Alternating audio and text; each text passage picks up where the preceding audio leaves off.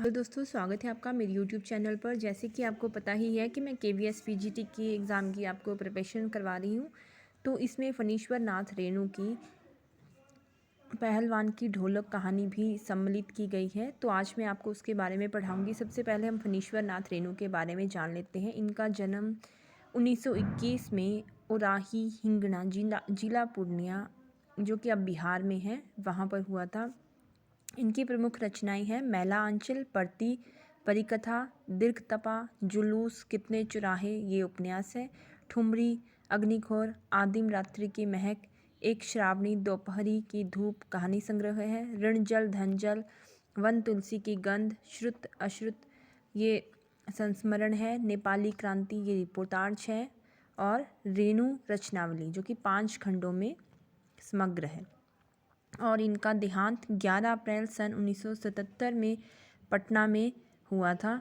इनकी जो प्रमुख पंक्तियां हैं जो काफ़ी बार पूछी जा चुकी हैं, वे हैं कि कुछ ऐसे चरित्र होते हैं जो प्राण प्रतिष्ठा पाते ही अपने सृजनहार के बंधे बंधाए नियम कानून नीति अथवा फॉर्मूले को तोड़कर बाहर निकल आते हैं और अपने जीवन को अपने मन के मुताबिक गढ़ने लगते हैं। जो इनका प्रसिद्ध आंचलिक उपन्यास है वह है मैला आंचल, जो कि 1954 में प्रकाशित हुआ था। ये बहुत ही इम्पोर्टेंट है। तो आज हम देखते हैं इनकी जो कहानी है पहलवान की ढोलक, जो कि आपके KVS के पाठ्यक्रम में जोड़ी गई है। फणीश्वर नाथ रेणु की प्रतिनिधि कहानियों में पहलवान की ढोलक भी शामिल है। यह कहानी कथाकार रेणु की समस्त विशेषताओं को एक साथ अभिव्यक्त करती है। रेणु की लेखनी में अपने गांव, अंचल, संस्कृति को सजीव करने की अद्भुत क्षमता है। ऐसा लगता है मानो हर एक पात्र वास्तविक जीवन ही जी रहा हो। पात्रों एवं परिवेश का इतना सच्चा चित्रण अत्यंत दुर्लभ है। रेणु वैसे गिने चुने कथाकारों में से हैं जिन्होंने गद्य में भी संगीत पैदा कर दिया है। अन्यथा ढोलक की उठती गिरती आवाज़ और पहलवान के क्रियाकलापों का ऐसा सामंजस्य करना दुर्लभ है। इसके बारे में थोड़ा सा संक्षिप्त में पढ़ लेते हैं कि इन्हीं विशेषताओं के साथ रेणु की यह कहानी व्यवस्था के बदलने के साथ लोक कथा और इसके कलाकार के अप्रासंगिक हो जाने की कहानी है। राजा साहब की जगह नए राजकुमार का आकर जम जाना सिर्फ व्यक्तिगत सत्ता परिवर्तन नहीं, बल्कि जमीनी पुरानी व्यवस्था के पूरी तरह उलट जाने और उस पर सभ्यता के नाम पर एकदम नई व्यवस्था के आरोपित हो जाने का प्रतीक है। यह भारत पर इंडिया के छा जाने की समस्या है, जो लुट्टन पहलवान को लोक कलाकार की आसन से उठाकर पेट भरने के लिए हाय तौबा करने वाली निरीहता की भूमिका पर पटक देती है। ऐसी स्थिति में गांव की गरीबी पहलवानी जैसे शौक को क्या पालती। फिर भी पहलवान जीवट ढोल के बोल में अपने आप को न सिर्फ जिलाए रखता है, बल्कि भूख व महामारी से दम तोड़ रहे गांव को मौत से लड़ने की ताकत भी देता रहता है।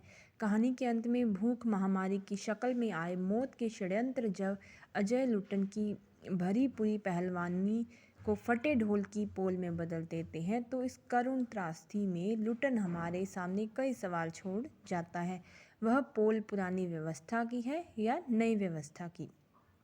क्या कला की प्रासंगिकता व्यवस्था की मुखापेक्षी है अथवा कोई स्वतंत्र मूल्य भी है? मनुष्य की साधना जीवन सौंदर्य के लिए लोक कलाओं को प्रासंगिक बनाए रखने हेतु हमारी क्या भूमिका होती है? निश्चय ही यह हमारे पाठ में कई ऐसे प्रश्न छोड़ जाता है। तो ये जो कहानी है वह पुरानी विचारधारा और नई विचारधारा से जुड़ी हुई है। यानी कि जैसे पुरानी कोई विचारधारा है या पुराने समय के कोई लोग हैं, जब नई पीढ़ी के लोग आते हैं वो अपने हिसाब से घर परिवार या समाज को चलाना चाहते हैं, और पुरानी पीढ़ी के लोग अपने हिसाब से घर परिवार को चलाना चाहते हैं। उन्हीं के बीच के सामंजस्य या टकराव की बात इस कहानी में कही गई है। तो चलिए शुरू करते हैं कहानी। जाड़े का दिन, अमावस्या की रात, ठंडी और काली, मलेरिया हैजे से पीड़ित गांव भयात शिशु की तरह थर थर कांप रहा था। पुरानी और उजड़ी बांस फूस की झोंपड़ियों में अंधकार और सन्नाटे का सम्मिलित साम्राज्य, अंधेरा और निस्तब्धता। अंधेरी रात चुपचाप आंसू बहा रही थी। निस्तब्धता करुण सिसकियों और आहों को बलपूर्वक अपने हृदय में ही दबाने की चेष्टा कर रही थी। आकाश में तारे चमक रहे थे। पृथ्वी पर कहीं प्रकाश का नाम नहीं। आकाश से टूटकर यदि कोई भावुक तारा पृथ्वी पर जाना भी चाहता तो उसकी ज्योति और शक्ति रास्ते में ही शेष हो जाती थी। यानी कि जाड़े के मौसम में इतना बुरा हाल था। सियारों का कंदन और पेचक की डरावनी आवाज़ कभी कभी निस्तब्धता को अवश्य ही भंग कर देती थी। गांव की झोंपड़ियों से कराहने और कै करने की आवाज़, हरे राम हे भगवान की टैर अवश्य सुनाई पड़ती थी। बच्चे भी कभी कभी निर्बल कंठों से माँ माँ पुकार कर रो पड़ते थे, पर इससे रात्रि की निस्तब्धता में कोई भी बाधा नहीं पड़ती थी।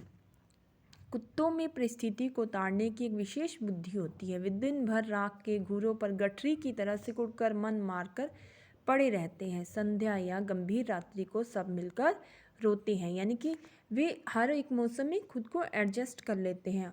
और रात्रि की गंभीर अवस्था में भी वे, यदि उनको ज़्यादा ठंड लगती है तो वे मिलकर रोते हैं। रात्रि अपनी भीषणताओं के साथ चलती रहती और उसकी सारी भीषणता को ताल ठोक कर ललकारती रहती थी। सिर्फ पहलवान की ढोलक। क्या बोला है कि रात्रि अपनी भीषणताओं के साथ चलती रहती, कि रात्रि में जो भी भीषणता हो रही है वो साथ साथ चलती रहती और उस सारी भीषणता को ताल ठोक कर ललकारती थी। वो कौन थी? पहलवान की ढोलक। संध्या से लेकर सुबह तक एक ही गति से बजती रहती थी। चट धा गित धा चढ़ धा गिड़ धा, यानी कि इसमें ये ढोलक की आवाज़ की धुन बताई गई है। उठाकर पटक दे, उठाकर पटक दे, यही आवाज़ मृत गांव में संजीवनी शक्ति भरती रहती थी। और लुट्टन सिंह पहलवान, लुट्टन सिंह पहलवान की ढोलक। यूँ तो वह कहा करता था, लुट्टन सिंह पहलवान को होल इंडिया भर के लोग जानते हैं, सारे इंडिया भर के लोग जानते हैं, किंतु उसके होल इंडिया की सीमा शायद एक जिले की सीमा के बराबर ही हो। जिले भर के लोग उसके नाम से अवश्य परिचित थे। लुट्टन के माता पिता उसे 9 वर्ष की आयु में अनाथ बनाकर चल बसे थे। सौभाग्यवश उसकी शादी हो चुकी थी, वरना वह माँ बाप का अनुसरण करता रहता। विधवा सास ने पाल पोस कर बड़ा किया। बचपन में वह गाय चराता, धारोषण दूध पीता, कसरत किया करता। गांव के लोग उसकी सास को तरह तरह की तकलीफ दिया करते थे। लुट्टन के सिर पर कसरत की धूल लोगों से बदला लेने के लिए ही सवार हुई थी। नियमित कसरत ने किशोरावस्था में ही उसके सीने बाहों को सुडौल और मसल बना दिया था। यानी कि जब उसके माता पिता नहीं थे तो उसने अपना सारा ध्यान अपनी कसरत पर दिया, जिसके कारण वो सुडौल और मांसल बन गया था। यानी कि जवानी में वो कदम रखने से पहले ही पहलवान बन गया था और लोग उससे डरते थे। और वह दोनों हाथों को दोनों ओर 45 डिग्री की दूरी पर फैलाकर पहलवानों की भांति चलने लगा। वह कुश्ती भी लड़ता था। एक बार वह दंगल देखने श्यामनगर मेला गया। पहलवानों की कुश्ती दांव पेच देखकर उसे रहा नहीं गया। जवानी की मस्ती और ढोल की ललकारती हुई आवाज़ ने उसकी नसों में बिजली उत्पन्न कर दी और उसने बिना कुछ सोचे समझे दंगल में शेर के बच्चे को चुनौती दे दी। शेर का बच्चा यानी कि किसी का नाम है और वो है चांद सिंह। वह अपने गुरु पहलवान बादल सिंह के साथ पंजाब से पहल श्यामनगर मेले में आया था। सुंदर जवान अंग प्रत्यंग से सुंदरता टपक पड़ती थी। 3 दिनों में ही पंजाबी और पठान पहलवानों के गिरोह के अपनी जोड़ी और उम्र के सभी पट्टों को पछाड़कर उसने शेर के बच्चे की टाइटल प्राप्त कर ली थी। इसलिए वह दंगल के मैदान में लंगोट लगाकर एक अजीब किलकारी भरकर छोटी दुबकी लगाया करता था। देशी नौजवान पहलवान उससे लड़ने की कल्पना से भी घबराते थे। अपनी टाइटल को सत्य प्रमाणित करने के लिए ही चांद सिंह बीच बीच में दहाड़ता फिरता था। श्यामनगर के दंगल और शिकार प्रिय वृद्ध राजा साहब उसे दरबार में रखने की बातें ही कर रहे थे कि लुट्टन ने शेर के बच्चे को चुनौती दी। सम्मान प्राप्त चांद सिंह पहले तो किंचित उसकी स्पर्धा पर मुस्कुराया, फिर बाज की तरह उस पर टूट पड़ा। यानी कि श्यामनगर का जो सबसे प्रमुख दंगल करने वाला था चांद, उसको लुट्टन सिंह ने चुनौती के लिए ललकारा। तो एकदम से वह उसे देखकर, पहले तो चांद उसे देखकर मुस्कुराया, यानी कि उसके ऊपर हंसा, फिर वह उसके ऊपर बाज की तरह टूट पड़ा। शांत दर्शकों की भीड़ में खलबली मच गई। पागल है, मरा ए मरा। पर वहाँ रे बहादुर लुट्टन बड़ी सफाई से आक्रमण को संभाल कर निकल उठा और पैंतरा दिखाने लगा। राजा साहब ने कुश्ती बंद करवाकर लुट्टन को अपने पास बुलाया और समझाया। अंत में उसकी हिम्मत की प्रशंसा करते हुए 10 रुपये का नोट देकर कहने लगे, जाओ मेला देखकर आओ। यानी कि लुट्टन सिंह इतना पहलवान था और उसने इतनी पहलवानी से कुश्ती करने की चेष्टा करी, लेकिन राजा साहब ने उसे पहले ही रोककर उसको मेले में जाने की आज्ञा दे दी ताकि वह कुश्ती ही ना लड़े।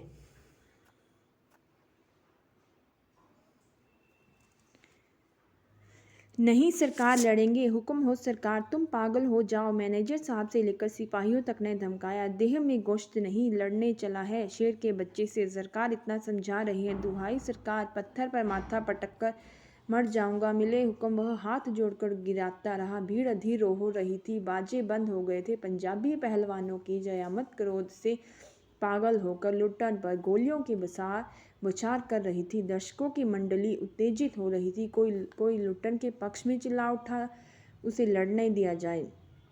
अकेला चांद सिंह मैदान में खड़ा व्यर्थ मुस्कुराने की चेष्टा कर रहा था। पहली पकड़ में ही उसने अपने प्रतिद्वंदी की शक्ति का अंदाजा उसे मिल गया था। विवश होकर राजा साहब ने आज्ञा दे ही दी कि लड़ने दो। बाजे बजने लगे, दर्शकों में फिर उत्तेजना फैली, कोलाहल बढ़ा और दुकानदार दुकानें बंद करके उनकी कुश्ती देखने के लिए आए और कुश्ती शुरू हुई। भरी आवाज़ में एक ढोल, जो अब तक चुप था, बोलने लगा। ढाक दिन, यानी कि ढोल की आवाज़ के बारे में बताया है। लुट्टन को चांद ने कसकर दबा लिया था और गया दर्शकों ने तालियां बजाई। दोनों के बीच में कुश्ती हो रही है। लुट्टन की गर्दन पर केहूनी डालकर चांद चित्त करने की कोशिश कर रहा था। वही दफना दे बहादुर। बादल सिंह अपने शिष्य को उत्तेजित कर रहा था। बादल सिंह कौन है? चांद का गुरु। लुट्टन की आंखें बाहर निकल रही थी। उसने छाती फटने क्यों हो रही थी। राजमत बहुमत चांद के पक्ष में था। सभी चांद को शाबाशी दे रहे थे। लुट्टन के पक्ष में सिर्फ ढोल की आवाज़ थी, जिसकी ताल पर वह अपनी शक्ति और दांव पेच की परीक्षा ले रहा था, अपनी हिम्मत को बढ़ा रहा था। अचानक ढोल की एक पतली आवाज़ सुनाई पड़ी, धाक दिना तिरकट दिना। लुट्टन को स्पष्ट सुनाई दिया कि उसे ढोल ही कह रहा है, दाव काटो बाहर हो जाओ, दाव काटो बाहर हो जाओ, यानी कि लड़ो जितना तुम लड़ सकते हो। लोगों की आश्चर्य की सीमा नहीं रही। लुट्टन दाव काटकर बाहर निकल पड़ा और चांद की गर्दन पकड़ ली।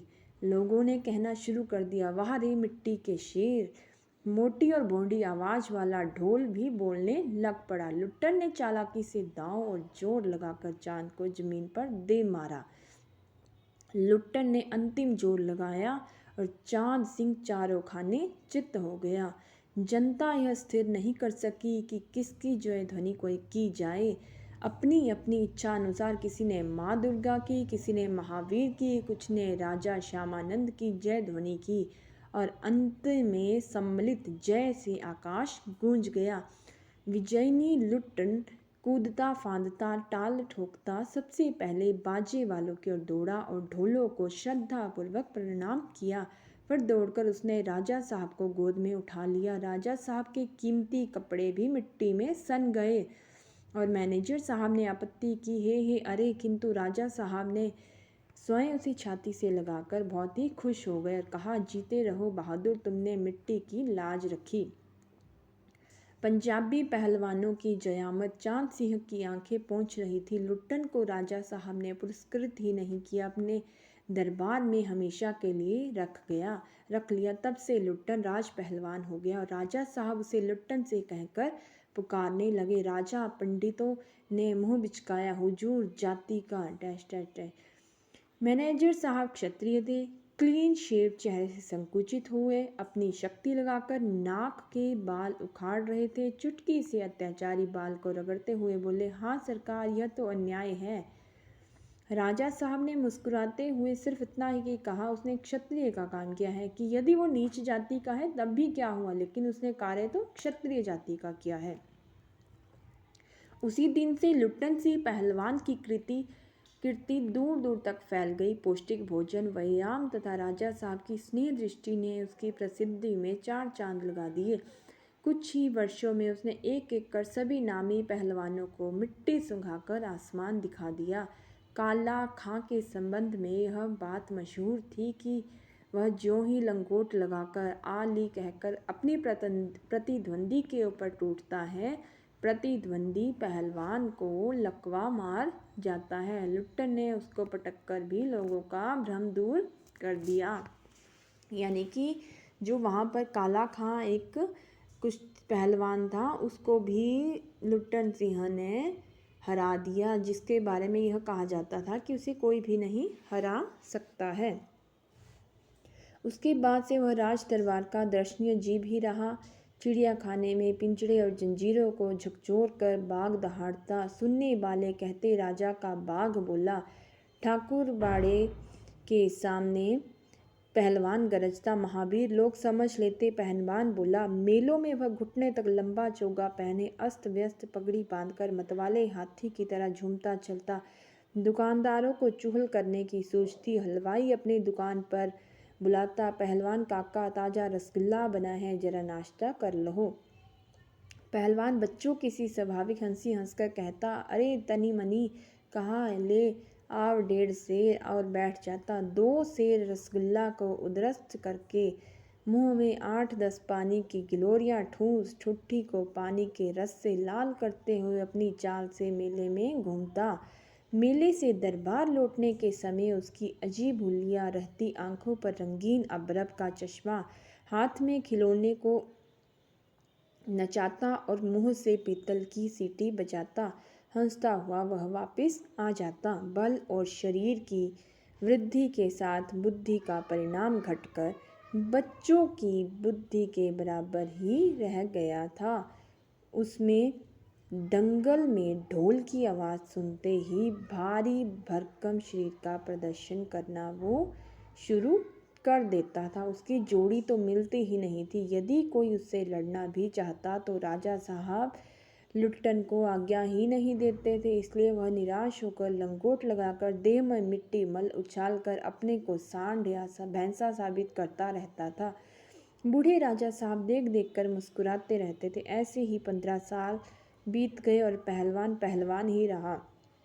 वह दंगल में अपने दोनों पुत्रों को लेकर उतरता था। पहलवान की सास तो पहले ही मर चुकी थी।